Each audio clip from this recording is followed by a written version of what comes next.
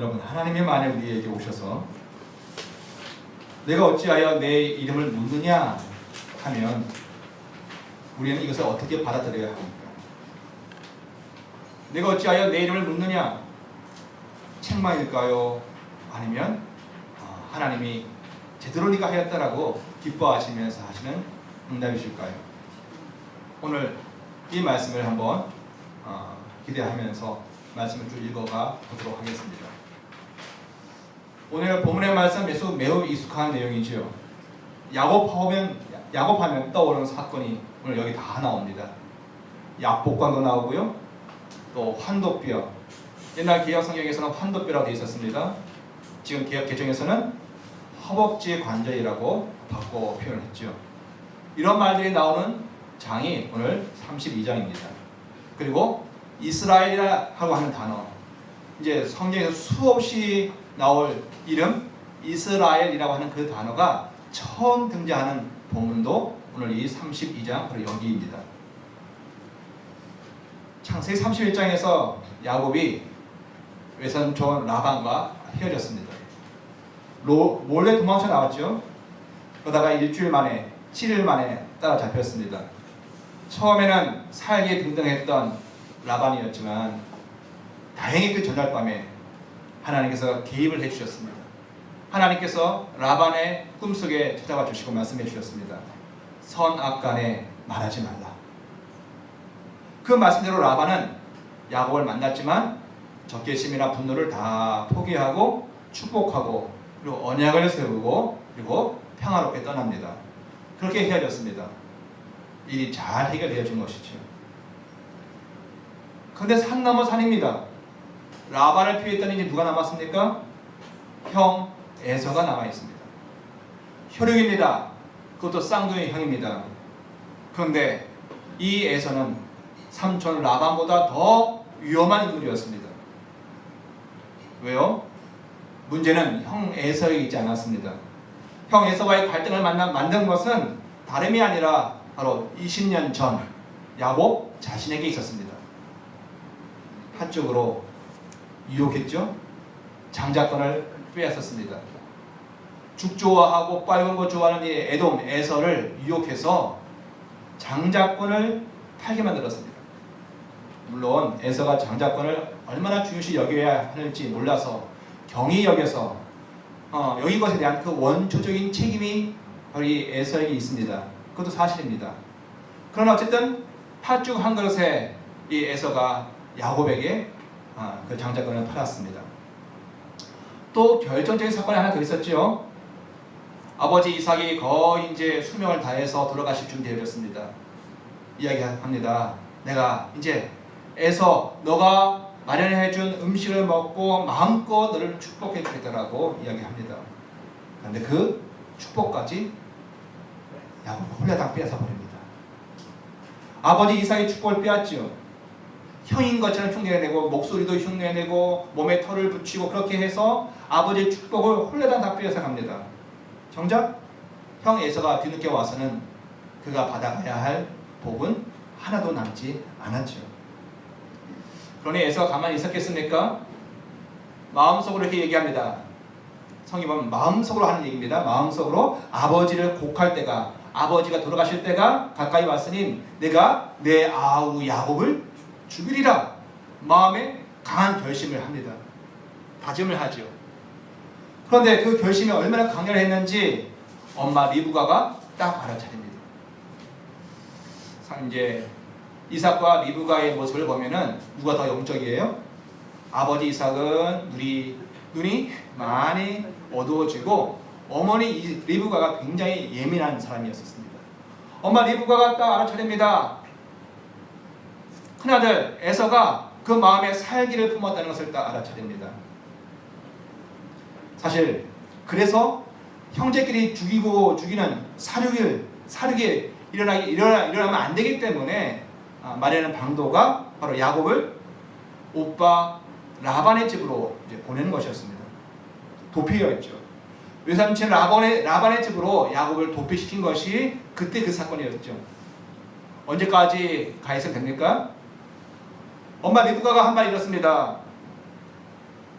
27장 44절 45절 창세기입니다. 내 형 노가 내 형의 노가 풀리기까지 몇 날 동안 20년이 걸리라고 생각하는 게 아닙니다. 몇 날 동안 그와 함께 너의 외삼촌 라반과 함께 거주하라. 내 형의 분노가 풀려 내가 자기에게 행한 것을 잊어버리거든 내가 곧 리브가가 곧 사람을 보내어 너 야곱을 불러서 다시 여기로 불러올 것이다. 어찌 하루에 너희 둘을 다 이르랴 라고 얘기를 합니다.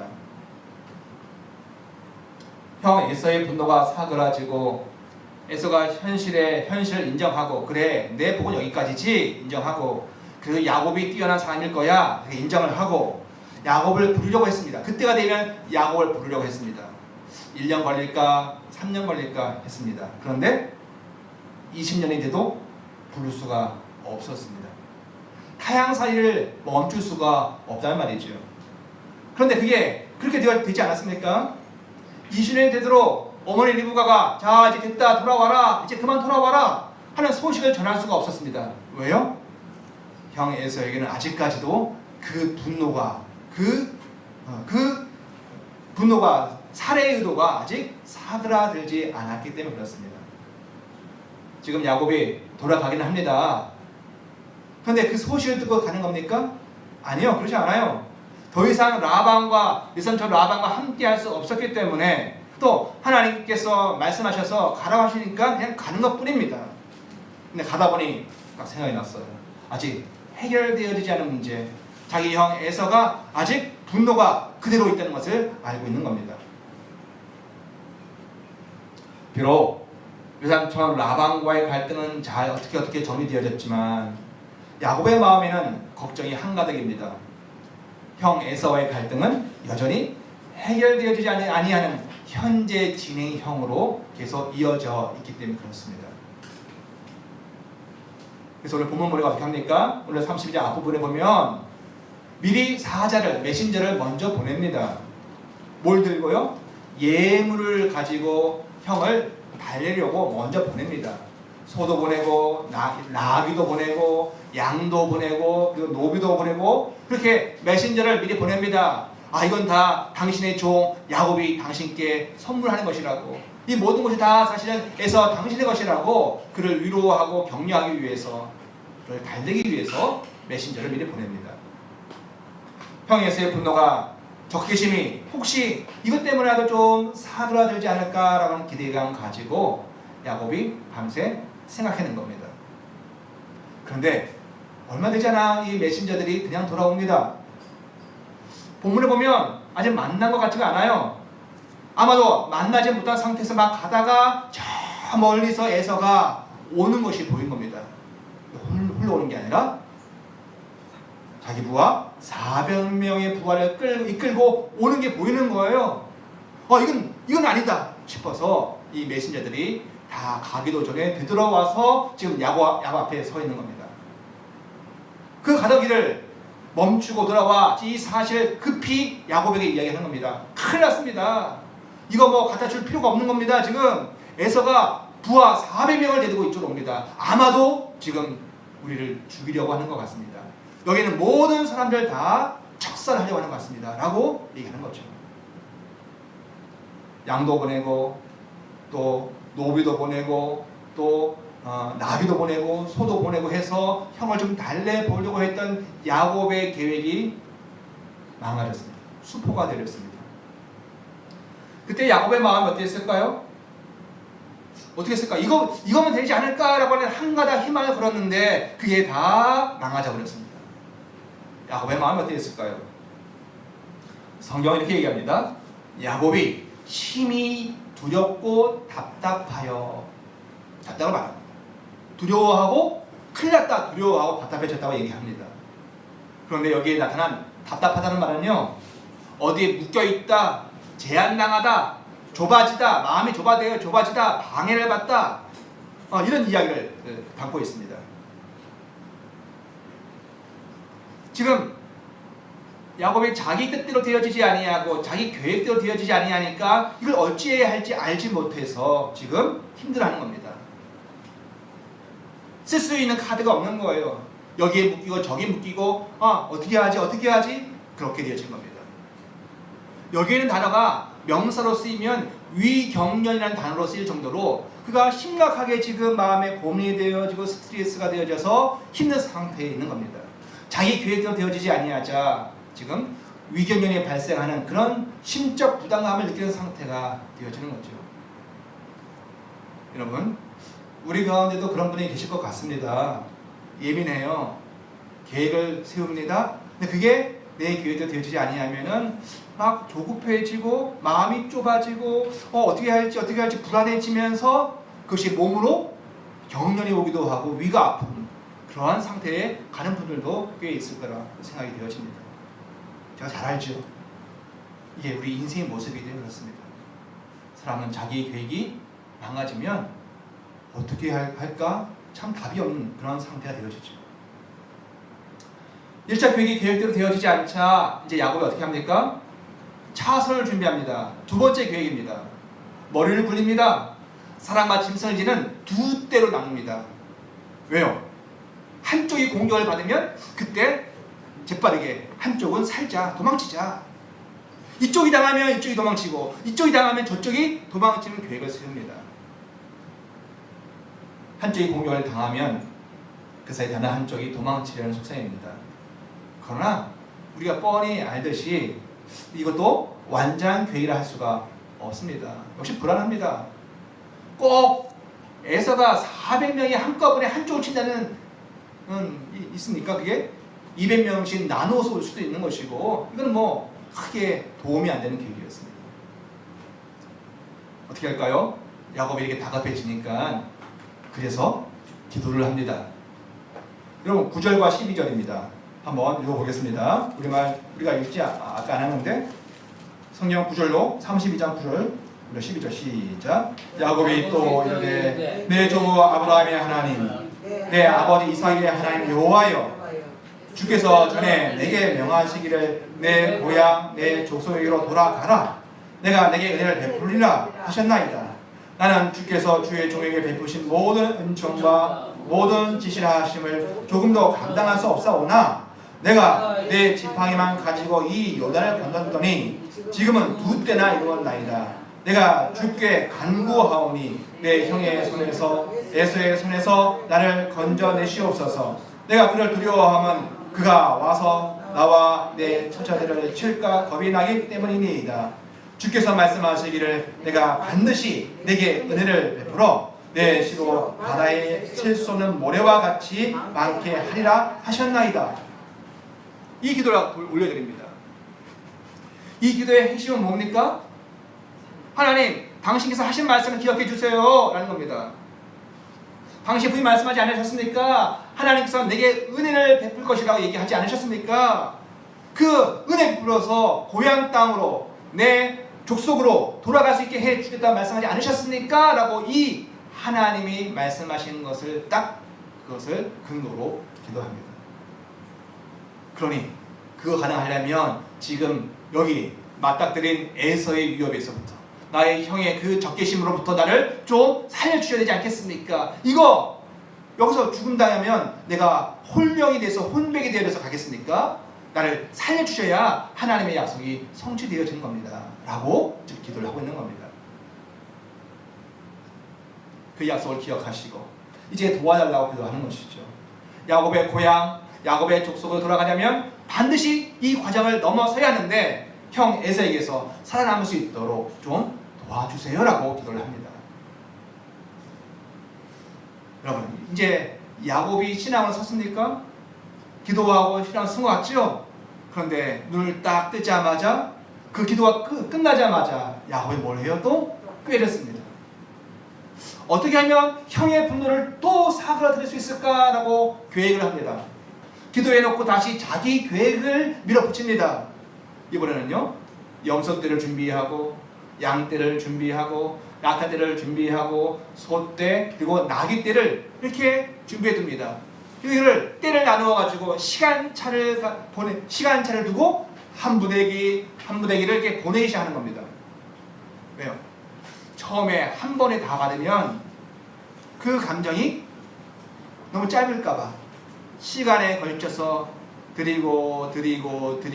드려서 형 에서의 마음이 부드러워질 수 있지 않을까라고, 형을 달랠 수 있지 않을까라고. 처음에는 분노 게이지가 100이었는데 한 번 받을 때마다 20씩 이렇게 줄어가지 않을까라고 하는 생각 속에서 그렇게 보냅니다. 그리고 종에게 부탁을 하지요. 잘 좀 얘기해달라고. 종이지만 부탁을 합니다. 내 종아 좀 부탁을 한다. 내 형 에서에게 나 야곱에 대해서 잘 좀 이야기 좀 해달라고 그렇게 부탁을 합니다. 그 뒤로 야곱이 무엇을 합니까?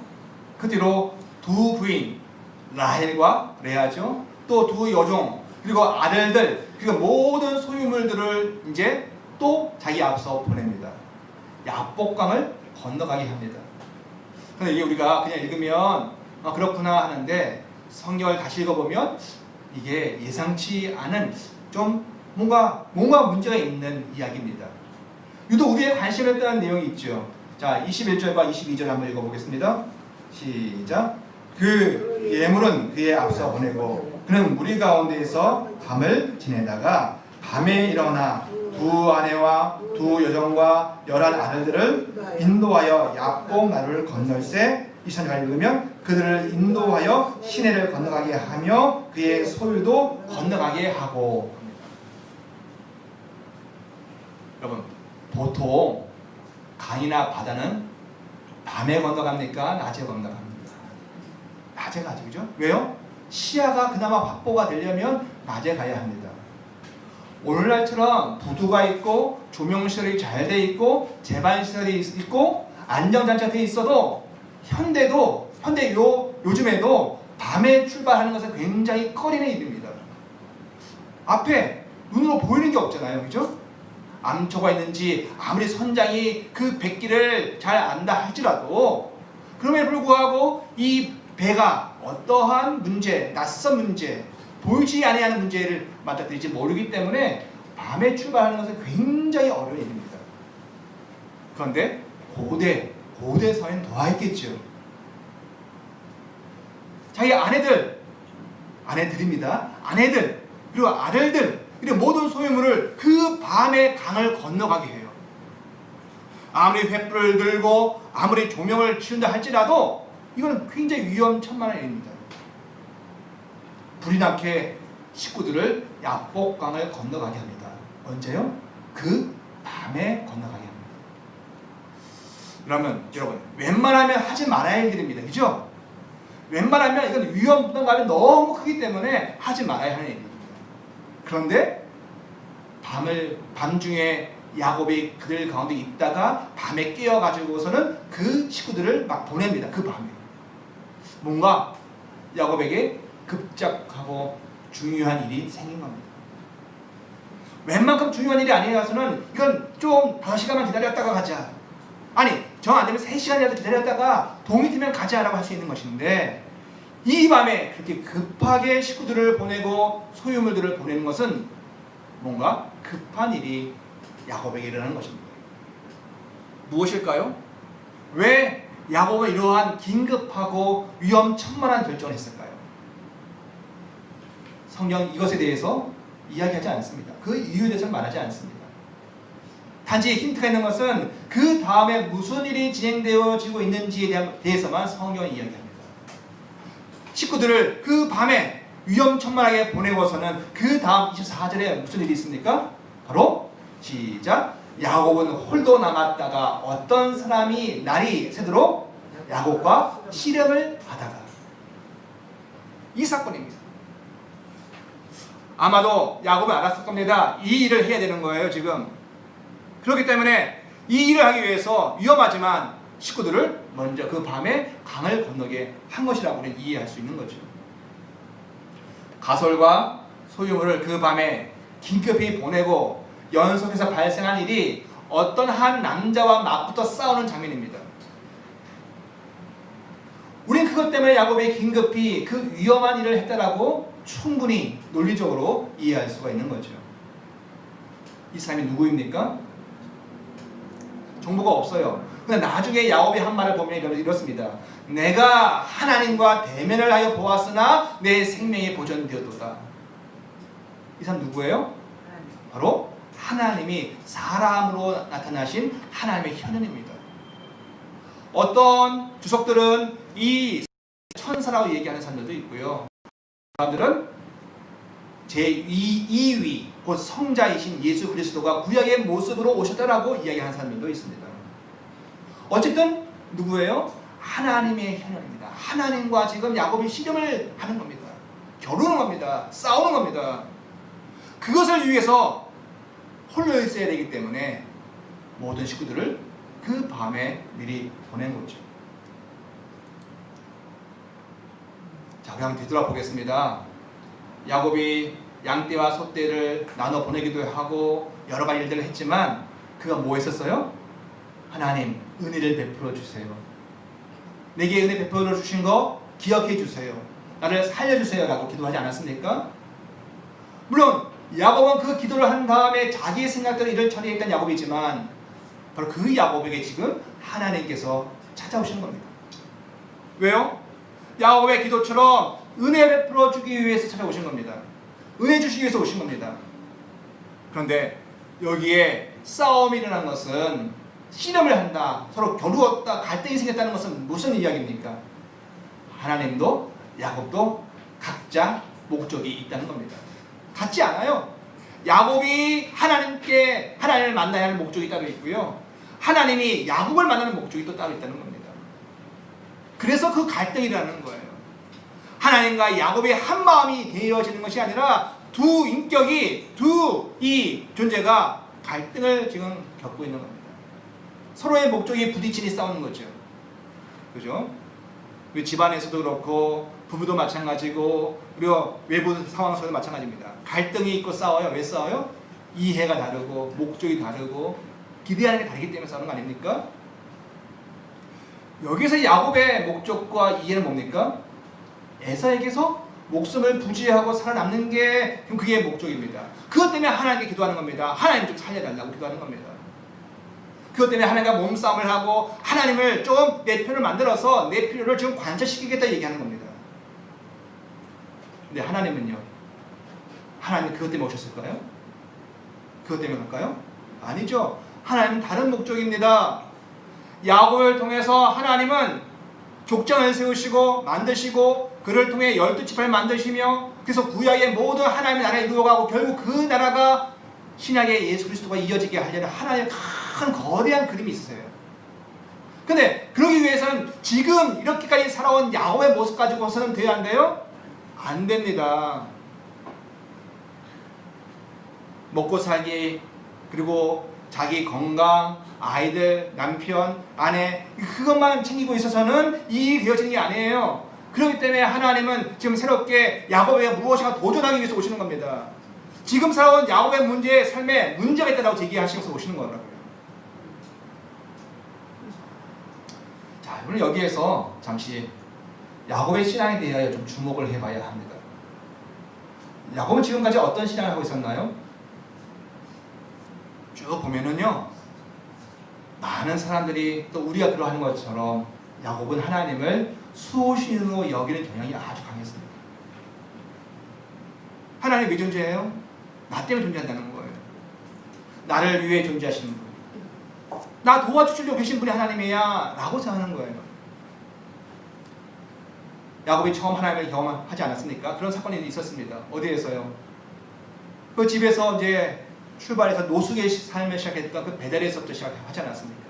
하나님을 경험합니다. 아, 하나님이 살아계시구나 이것을 이제 경험했어요. 그전에 할아버지의 하나님이었고 아버지의 하나님이었어. 아, 그런가 보다. 예배하자고 같이 예배하고 헌금하자고 같이 헌금하고 뭐 했습니다. 그런데 아직 나의 하나님은 아니었었어요. 그런데 베델에서 그 하나님이 정말 살아계시고 나의 삶을 개입하시는 걸 알았습니다. 그런데 그 하나님조차 야곱에게는 수호신 하나님이었어요.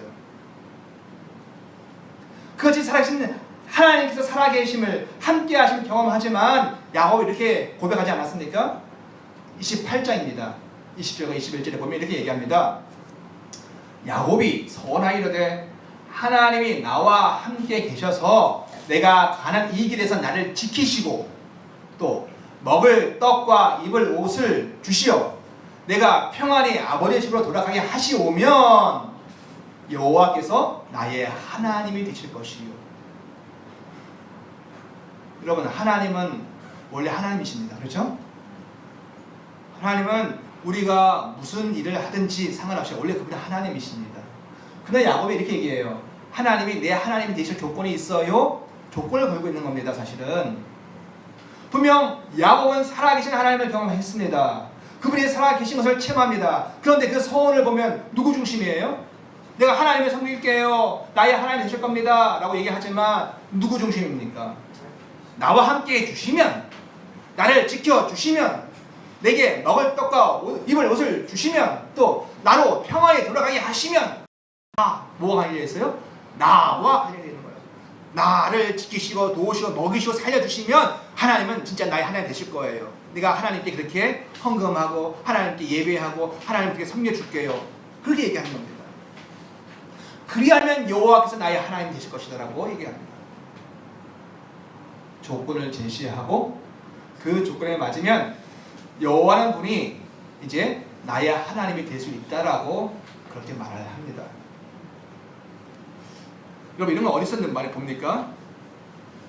이익사회 속에서 회사가 이제 새로운 직원을 뽑을 때 우리 회사가 지금 새로운 영업을 하고 새로운 기술 분야를 또 개척을 해야 되고 할 때에 이러한 사원이, 이러한 그 인력이 필요해라고 딱 설정이 되어집니다. 영어는 토익 900점 이상이어야 되고, 그리고 박사학위 하나 있어야 되고, 이러한 여러 가지 스펙을 딱 준비해 놓고 그 스펙에 맞는 사람 지원하면 당신은 우리 이제 회사 지원 됐습니다 이렇게 하는 거죠. 그런데 마치 그렇게 신입사원을 뽑듯이 야곱이 하나님을 하나님 괜찮으신 분인데요, 나는 하나님이 정말 살아있다고 생각 안 했는데 오늘 이 베델에서 하나님을 만나 뵈오니 살아계시네요. 근데 그 하나님이 나를 좀 도와주시면 내가 하나님 섬겨줄게요 이렇게 얘기하는 겁니다. 전형적인 자기 수호신으로 하나님을 대우하는 거죠.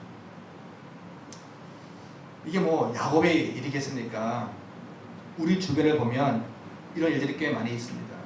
또 이게 꼭 나쁜 것만 또 아니에요. 왜요? 사람들이 하나님에 대한 신의식, 하나님이 살아계시다라고 하는 것에 대한 전혀 감각이 없다가 이러한 사건들을 경험해보고는 맞아, 하나님 살아계시네, 내가 기도하니까 날 좀 도와주시네, 우리 집 형편을 낫게 해주시네, 이런 하나님의 도우심을 경험을 하면 신의 의식이 생겨서 신앙을 시작할 수가 있는 거죠. 또 꼭 나쁜 것만은 아닙니다. 교회 안에도 있습니다. 신에 대한 경험을 하는 일이 꽤 많이 있습니다. 나를 도와주시는 분, 나를 챙겨주시는 분을 이해하지요. 나를 위해 존재하신 분으로 하나님 이해합니다. 그런데 문제는 뭐예요? 지금 야곱이 어디에 와 있어요? 야복 강가에 와 있다. 지금까지 하나님이 그렇게 취급을 받아도 야곱에게 그래, 내가 너의 수호신의 역할을 해줄게 하는 거예요. 그런데 이제 은혜를 베푸시고 새롭게 하나님을 만날 그 자리에 왔을 때에는 이제 그렇게 해서는 안 된다는 거예요. 이제 야복 강가에서는 더 이상 수호신의 하나님을 만나는 게 아니라 내가 너의 주인이고 너를 인도하고 너의 생명의 주관자라는 것을 보여주시는 하나님을 만나주시는 겁니다. 바로 그런 사람들이 서 있어야 할 곳이 바로 우리예요. 이제 야복 강가입니다. 하나님과 씨름하는 곳이죠. 혹시 여러분 야복 강가에 서 있지 않습니까?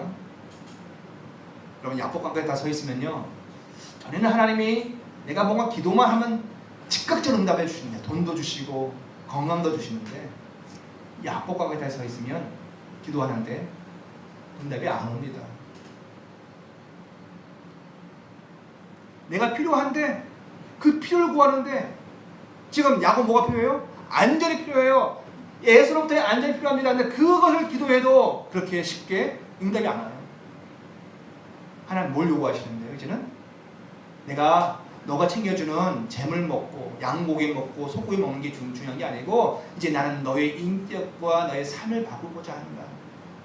하나님 이렇게 결정하셔서 대들시면, 다가오시면, 그때는요 우리가 이런 기도할 때 하나님이 왠지 냉랭하신 것 같고 마치 안 들으신 것 같습니다. 여러분, 어떻게 야곱이 20년간 타향살이를 했겠습니까? 20년 동안 함께 하셨고 돌봐주셨고 지켜주셨던 그 하나님 때문에 버텨온 거 아닙니까?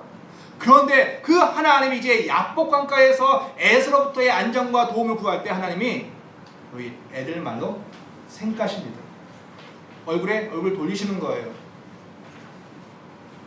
그리고 그와 싸우십니다. 야곱은 나 지켜달라고 내가 원하는 거 해주세요 라고 발버둥 치는 싸움이었고요. 하나님은 아니다. 이제 나는 너의 인격과 삶을 바꾸고자 한다. 너는 세상살이 하면서 필요한 것만 나한테 받는 것이 아니라 이제는 너가 하나님의 사람으로서 하나님의 일을 감당하는 사람으로 내가 너를 부르겠다라고 하시는 그 사건이 야복 강가에서 일어나는 겁니다. 이제는 그 정도 관계로는 이전의 관계로는 하나님의 일이 되지 않기 때문에 하나님이 결정하시고 작정을 하시고 지금 오시는 겁니다. 여러분 야곱 같은 우리를 통해서 하실 일이 있는데 하나님 뭐 하세요? 주다 이제는 그 신앙이 되어졌으면 이제는 새로운 관계의 발전을 원하십니다. 뭘요? 내가 기도하면 내가 주는 하나님으로서가 아니라 이제는 하나님 말씀 안에서 하나님의 그 영광 앞에서 하나님의 인격 앞에서 내가 그 인격을 받아 살아가는 변화된 존재로 살아가기를 원하신다는 거예요. 그럼 우리에게 똑같습니다. 하나님께서도 우리에게 신의 의식을 불러일으키시고 하나님이 살아계시구나. 우리가 기도하면 도와주시는구나. 날 지켜주시는구나. 하나님께서 함께 계시는구나. 이렇게 압니다. 근데 어느 순간 야복 강가에 서면 이제 정면으로 우리와 대면하시고 우리와 싸우십니다. 이제는 기복만 구하는 신이 그 신앙이 아니라 이제 하나님이 원하시는 일을 행하게 하시는 그러한 새로운 관계로 우리를 부르신다는 말이죠. 하나님을 소신으로만 여기는 우리의 인식에 정면으로 지금 싸움을 거신다는 겁니다. 언제요? 가지고 있던 모든 것들, 사람들, 재물들, 모든 소유물들이 다 떠난 상태 홀로 있는 그 밤에 찾아오십니다. 그리고 싸움을 거십니다. 새로운 영적인 진보를 위해서 하나님에 대한 암과 경험의 진보를 위해서 하나님이 우리와 싸워주십니다. 여러분 야곱은 어떤 사람이었습니까? 야곱의 하나님은요 할아버지 아브라함의 하나님이었고요 또 아버지 이삭의 하나님이었습니다. 어릴 적부터 너무 익숙하고 너무 잘하는 하나님이었습니다. 거기에다가 홀로 낯선 걸어갈 때 체험되지 않았습니까? 환상으로 개인적으로 체험한 하나님이기도 했었습니다. 그리고 지난 20년 동안 지켜주시고 보호해주시고 부자되게 하시고 가정도 꾸미게 하시고 그런 하나님이었습니다. 너무 좋은 하나님이시요. 그런데 그 하나님이 야곱 인생의 가장 힘든 순간 절체절명 죽음을 눈앞에 둔 그 순간에는 오히려 도와주려 하지 않으십니다. 야곱의 말을 들어주려 하지 않으십니다. 이게 참 야곱이 얼마나 서운했을까요? 야곱은요? 야곱은 어떤 하나님이 필요한 거예요 지금? 이전과 같은 하나님이면 됩니다. 다른 거 필요 없어요. 그냥 수호신으로의 하나님이었으면 충분합니다. 좋죠. 필요할 때 도와주시고 나는 재물 드리고. 그런데 자꾸 야복강가에서는 하나님은 자꾸 그게 아니라고 자꾸 힘들게 좀 지금 야곱을 힘들게 만들고 계시는 겁니다. 사랑하는 성도 여러분, 우리 성도들 모두가 신앙의 삶을 산지 그 연수가 꽤 되어 있을 겁니다.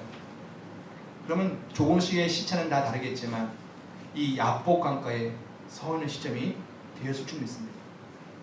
그전엔 기도하면 응답해 주시고 그리고 챙겨주시고 보호해 주시는 하나님이고 나 역시 지금도 그런 하나님만을 원해요. 그런데 하나님이 이제 와서 이제 우리에게 이제 새로운 길을 가자. 더 깊은 곳으로 가자. 이제 너의 삶과 너의 인격과 삶의 목표가 바뀌어지는 그런 곳으로 가자라고 우리에게 말씀하십니다. 이 싸움이 밤새 진행이 되어집니다. 정말 강대강입니다. 맞붙습니다. 야곱이 바뀌어요 안 바뀌어요? 안 바뀝니다. 끝까지 싸웁니다. 나는 그런 하나님 필요 없어요. 나는 수호신의 하나님은 충분해요. 라고 계속 우깁니다. 하나님의 해안으로 오신 그 사람이 어떻게 합니까? 25절입니다. 시작. 자기가 야곱을 이기지 못함을 보고, 얼마나 이 야곱이 자기가 가진 이 신에 대한 생각이 강한지 안 바뀌어요. 그래서 그가 야곱의 허벅지 관절을 침해, 야곱의 허벅지 관절이 그 사람과 씨름할 때 어긋나서 위골이 되어져요. 이런 일이 일어나면 됩니까? 세상에 무슨 수호신이 야곱을, 자기를 성미는 사람을 칩니까? 수호신이 자기 편을 친 게 어디 있습니까? 수호신인 줄 알았는데 예배하고 제물 드리고 달래고 그러면 만족해야 하고 기뻐하는 수호신인 줄 알았는데 그 신이 되려 지금 야곱을 친다라고 지금 야곱의 생각을 할 수 있는 거죠. 야곱의 허벅지 관절이 작살이 납니다. 요때만 살짝 그랬을까요? 아니요, 남은 그 이 평생을 그는 쩔뚝거리면서 살 수밖에 없습니다. 야곱은 그렇게 지금까지 이렇게 생각했었습니다. 나 야곱이 아니면 섬겨줄 자가 하나도 없지. 그렇지 않아요, 하나님? 나 아니면 하나님 외롭잖아요, 하나님. 야곱 내가 갑입니다, 하나님. 사실 하나님은 의리예요. 내가 예배해주고 내가 제물 드리고 내가 찾아주면 하나님 그거 기뻐하시고 만족해하시고 내게 그냥 나의 삶의 모든 것들을 지켜주시면 됩니다. 이 정도까지만 해주세요 했던 거예요. 그런데 야복 강가에서 만난 그 하나님은 그런 하나님이 아니었습니다. 야곱이 알던 그런 하나님이 아니었습니다. 우리가 뭐 드리면 그냥 그거 기뻐하시고 그냥 물질의 복만 주시는 그런 분이 아니었습니다. 여러분, 하나님 어떤 분이십니까?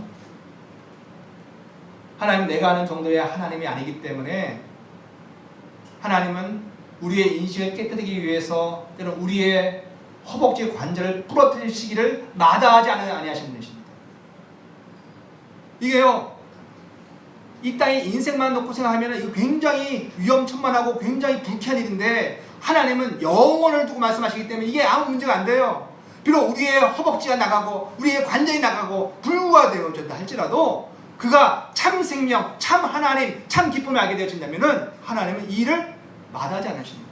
비록 우리가 그분의 사랑하는 자녀이고 사랑하는 자임에 불구하고 우리의 한쪽 눈이 나가고 한쪽 발이 나가고 허벅지가 나간다 할지라도 이 사건을 통해서 하나님이 나보다 크신 분임을 내 수호신 이사라는 것을 안다면 하나님은 당신의 사랑하는 자녀를 이렇게 초달하시고 매를 드시는 것을 하나님은 멈추지 않으십니다.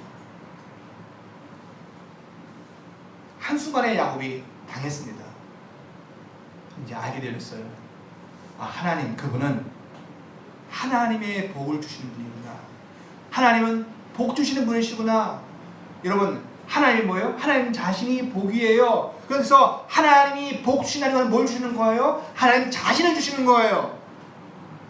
야곱이 알았어요. 하나님은 우리에게 돈 주고 양떼 주고 소떼만 주는 그런 분이 아니라 하나님은 자기 자신을 주시는 분이구나 하는 걸 알게 되어지는 거예요.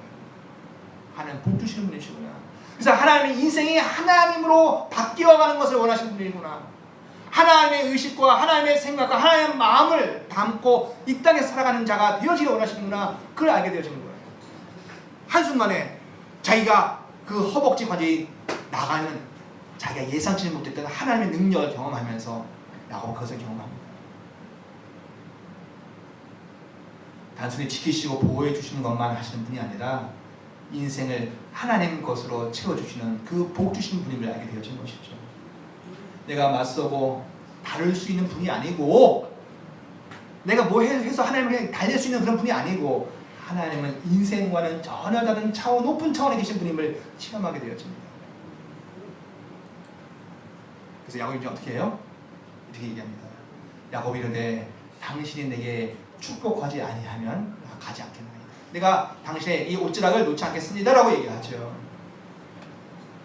그래서 얻은 복이 무엇입니까? 그 이름이 바뀝니다. 야곱에서 이스라엘. 우리말로 치면 뒤통수를 치다, 이게 야곱이에요. 발 뒤꿈치를 잡다.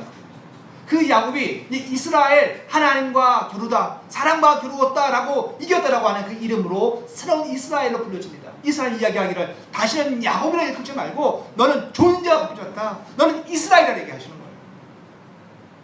여러분, 야복 강가에서 이렇게 하나님께 한데 얻어맞은 사람은 뭐가 바뀌어요? 자기 존재가 바뀌어요. 우리가 허벅지가 나가지 않고 눈이 빠지지 않고 그리고 우리의 발이 잘리지 않는다 할지라도 이렇게 하나님을 새롭게 만나는 사람들은 자기 존재가 바뀌어요. 내가 땅의 사람이 아니라 하늘의 사람이라는 것을, 내가 이스라엘이라는 것을 알게 되어집니다. 그런데 그 축복은 여기서 끝나지 않고 완성되지도 않습니다. 이스라엘이라고 하는 새로운 자기 정체성을 가진 사람이 묻습니다. 나에게 새 이름, 새 정체성, 이스라엘이라는 이름을 주신 당신의 이름은 도대체 무엇입니까? 라고 야곱이 청합니다. 당신의 이름을 내게 알려주세요 라고 묻습니다. 그때 그 사람이 뭐라고 얘기합니까? 오늘 말씀의 첫 시작 때 그 사람이 이르되 어찌하여 내 이름을 묻느냐. 이건 무슨 의미일까요? 감히 너 같은 게 내 이름을 알려 그래? 이런 것일까요? 그런 뉘앙스인가요? 모릅니다. 그 바로 뒤에 나온 말을 보면 우리가 예치가 됐어요. 하고 거기서 야곱에게 축복한지. 야곱이 원했던 축복이 언제 일어나요? 야곱이 이제 이스라엘을 바뀐 다음에 당신의 이름이 무엇입니까? 내가 알고 있는 아버지의 하나님이 아니고 내가 알고 있던 할아버지의 하나님이 아니라 당신은 도대체 어떤 분이십니까? 라고 자기가 모르는 하나님의 이름을 구할 때에 하나님은 그에게 비로소 축복하십니다. 복을 주십니다. 이스라엘이 원했던 축복이 언제 진행됩니까? 이스라엘이 그분의 이름을 물을 때입니다. 이런 겁니다. 우리에게 하나님 내게 무엇을 원하시나요? 하나님은 오늘 이 순간 이 시간 어떤 분이신가요? 나는 모릅니다. 내가 가진 게 답이 아니에요. 하나님 당신은 무엇을 원하시고 이 땅에 무엇을 지금 일으키시려 하십니까? 라고 그 하나님께 묻는 자, 그분의 이름을 묻는 자, 그분의 정체성을 또다시 묻는 자. 오늘도 묻고요, 내일도 다시 물어야 되고요, 매일 다시 그 하나님을 물어야 되는 거예요. 더 이상 나의 수호신으로 멈추는 분이 아니라 그 하나님은 매 순간 오늘 나는 어떻게 살아야 합니까? 왜? 나는 이스라엘은 그 하나님과 연결되어서 연동되어져서 살아가는 자이기 때문에 하나님이 변하시면 나도 변해야 되죠. 하나님이 머무시면 나도 머무는 거예요. 하나님이 지시하시면 나도 지시해야 되는 거예요. 그 하나님과 발자국을 맞추어 살아가는 것이 이스라엘이기 때문에 그 이스라엘은 뭘 할 수밖에 없어요? 하나님의 이름을 매일같이 물을 수밖에 없는 겁니다. 하나님, 오늘은 하나님은 나에게 어떤 분이십니까? 라고 묻는 거예요. 사랑하는 성도 여러분, 하나님의 이름을 묻는 자가 복된 자입니다. 하나님이 어떤 분인지 묻는 자가 복된 자입니다. 수호신이 아니라 바로 하나님 자신이 복이신데 복 주시는 분, 곧 하나님 당신을 우리에게 주시기를 원하시는데 그분을 누군지 이름을 알아야 그분을 받기 때문에 그렇습니다. 신기한 건 성경 전체를 보면요, 이렇게 하나님 앞에 불려진 자들은 다 물어요. 뭘요? 하나님 당신 누구십니까? 라고 묻는 거예요. 모세가 그러했고 수많은 믿음의 사람들이 그러했습니다. 맞습니다. 하나님은 우리가 모태신앙으로 또 어릴 적부터 알고 있는 너무나 친숙한 하나님이기도 합니다. 우리 경주에게, 경준이에게, 저 아이들에게는 하나님이 엄마 뱃속에서부터 기도해갖고 뱃속에서부터 새벽에 나오고 그렇게 했던 너무 친숙한 분입니다. 부모가 예배했던 하나님이기도 합니다. 그리고 때로 이 아이들에게 하나님 살아계시구나 라는 것들을 삶 속에서 경험을 하는 신비한 체험이 있을 수도 있을 겁니다. 그런데 그 하나님이 때로는요, 가장 힘들 때 고생한 한복판에 우리를 돌봐주는 그 하나님이기도 했었습니다. 우리가 다 그 과정을 거쳐가는 거죠. 그런데 우리가 언제요? 야복 강가에 서 있을 때가 되어지면, 이제 결정적인 자리가 되어지면, 비록 인생의 가장 큰 위기이며 외로움 속에 있을 때라도 하나님은 우리를 외적인 환경에서 구출해 주는 것 자체를 목적으로 하지 않으세요. 그때가 되면 오히려 물으십니다. 물어야 합니다. 하나님, 당신의 이름이 무엇입니까? 당신은 어떤 분이십니까? 내가 따라가야 할 하나님은 도대체 어떤 분이십니까? 라고 또 물어야 되는 거예요. 사랑하는 성도 여러분, 이제 우리가 그 야복 강가에 서 있는 시간대가 아닌가 생각해 보아야 할 때입니다. 이제는 하나님께서 우리에게 하나님의 이름을 알고자 하고 그 이름에 합당한 신앙의 인격으로 그걸 요구하실 때가 아닌가. 나는 지금까지 주께 달라고 구하고 했습니다. 그런데 이제 하나님 우리에게 요구하십니다. 이제는 너의 삶을 달라고, 너의 인격을 달라고, 너를 하나님과 맞춰 살게 하겠다라고 말씀하지 않으실까요? 이 말씀 묵상하며 한 주간 사시는 우리 모두가 되어지길 원합니다. 기도하시겠습니다.